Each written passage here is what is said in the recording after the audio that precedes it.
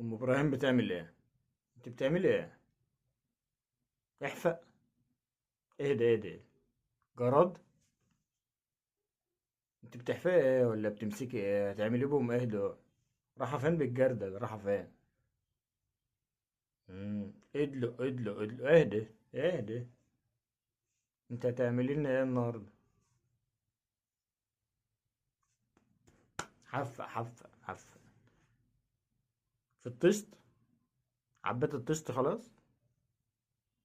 بتعملي ايه؟ بتفصصيه؟ ده جراد ده صح؟ ايه ده يعني بتعملي ايه بالله؟ بتنقي اللي هو الرجاله والستات لوحدها، او الذكر والنتايه، انت بتعملي ايه دلوقتي يعني؟ بتحميهم؟ يعني بتنضفيهم مثلا؟ يعني هما بيتغسلوا؟ طب ايه اللي بعد كده يعني؟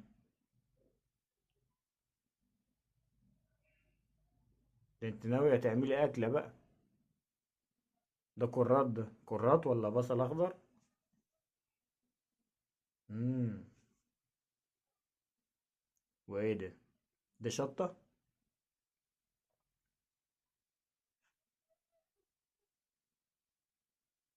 حفلة جماعية بقى؟ كل القرية تاكل جراد النهاردة؟ يا سلام. قلب كده، قلب. حط ايه ده؟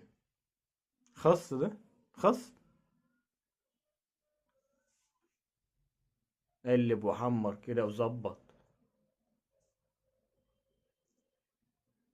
يا سلام. هو بقى شكله عامل زي الجمبري اللي كده.